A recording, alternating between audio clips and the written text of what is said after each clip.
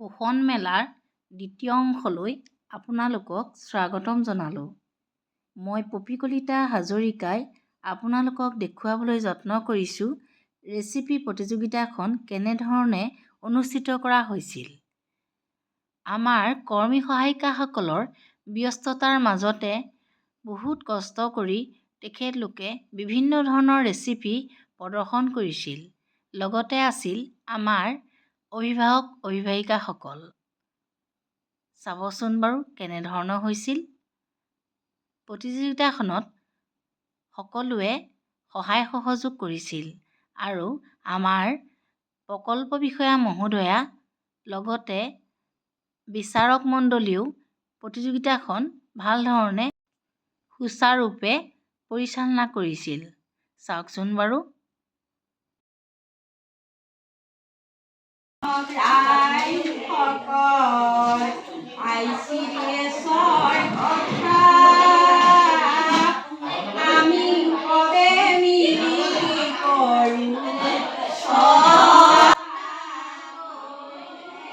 কওকচোন বাৰু। মই আজি এয়া আনিছোঁ শুকান মাছৰ গুড়া পাতত দিয়া, আৰু এয়া হ'ল ডিম আৰু পিঁয়াজ ফ্ৰাই,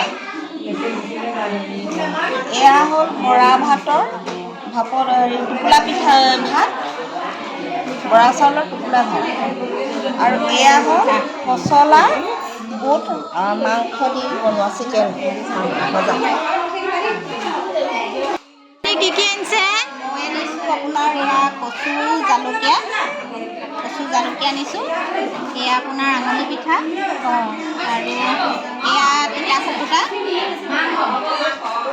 এয়া কলমৌ শাকৰ লগত কলমৌ শাক, এয়া বাঁহী শাক, এয়া আপোনাৰ ভাত,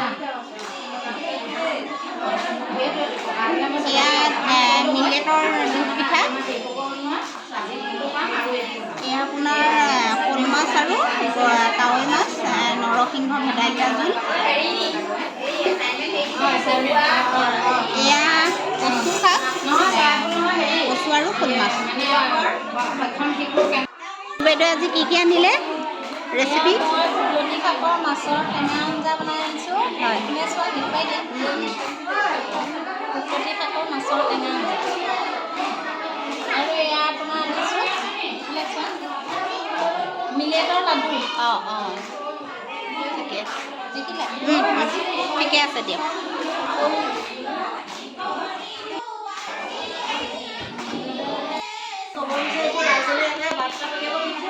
আমি সকলোৱে মিলিজুলি যাতে আমি সমাজৰ পৰা পুষ্টিহীনতা দূৰ কৰিব পাৰোঁ, তাৰ কাৰণে আমি আজি এই মেলাৰ দ্বাৰা আমি আপোনালোকক অৱগত কৰিব বিচাৰোঁ। আৰু থলুৱা শাক পাচলি আমি খুৱাবৰ কাৰণে আমি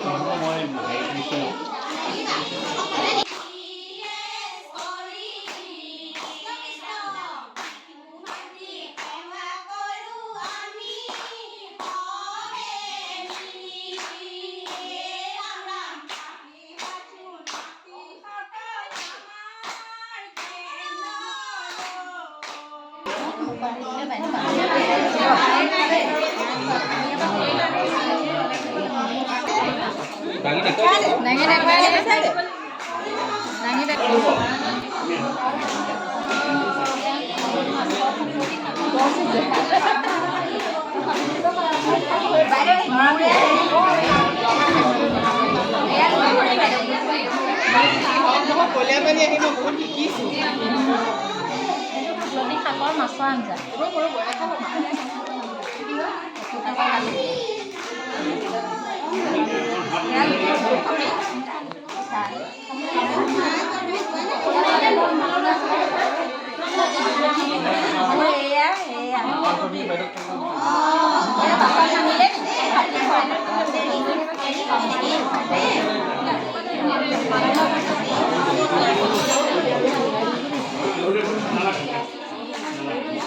চামচ প্লাছ বাইদেউ পিঠা পনা কথা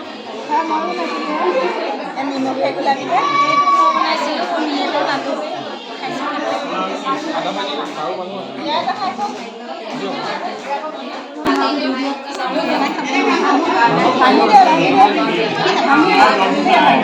ভাঙিবলৈ বেয়া পাইছিলোঁ আৰু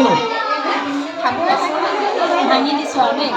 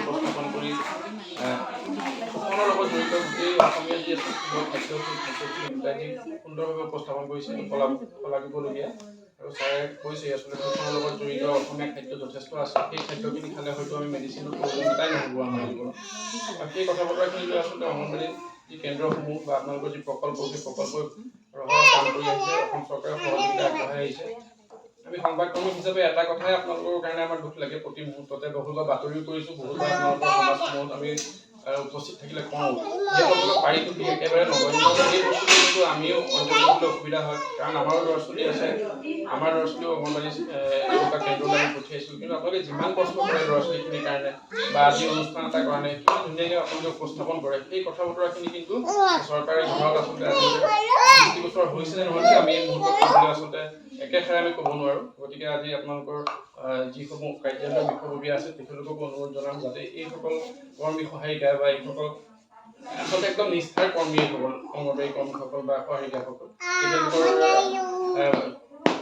জীৱনৰ আচল নিৰাপত্তা নোহোৱাকৈ এনেদৰে তেখেতলোকে কাম আগবঢ়াই গৈ আছে কিন্তু প্ৰতিটো মুহূৰ্ততে আপোনালোকৰ সহযোগিতাত আচলতে তেওঁলোকে যিখিনি কৰিব লাগে চৰকাৰখনক সহায় কৰি আহিছে কেৱল পোষণ বুলিয়ে নহয় প্ৰতিটো ক্ষেত্ৰতে আগবাঢ়ি আছে আনকি মানে ইলেকশ্যনতো তেওঁলোকে ডিউটি কৰিব লগা হয় গতিকে গোটেই বিষয়টো আচলতে যেনেদৰে সুন্দৰভাৱে চলি আছে আৰু সুন্দৰভাৱে চলি থাকক তেখেতলোকে যি দাবী কৰি আছে সেই দাবী পূৰণৰ আমি তাতে কামনা কৰিম খুব সুন্দৰ অনুষ্ঠান হ'ল থাকি খুব ভাল লাগে ধন্যবাদ সকলোকে মানে মই এতিয়াও আজি কৈছিলো যে মই বহুতখিনি মই নিজে শিকিছো যেনেকৈ এওঁ ক'লে যে মানে কিছুমান বস্তু বহুত হেৰাই গৈছে মানে তেতিয়া আমি মই গুৱাহাটীত থাকোঁ মানে মোৰ ঘৰ গুৱাহাটীত সকলোৱে জানে আমি ঘৰত ইমান এনেকুৱাকৈ নাখাওঁ যেনেকুৱা আপোনালোকে খাই আছে মানে বহুত আপোনালোকে নিউট্ৰিচিয়াছ মানে কি আৰু হেৰিটো কি কয় এছপেক্টটো চাই পেলাই মানে আপোনালোকে ৰন্ধা বঢ়া কৰে আৰু খুব ধুনীয়াকৈ আপোনালোকে আজি অৰ্গেনাইজো কৰিলে চ' সকলোকে ধন্যবাদ আৰু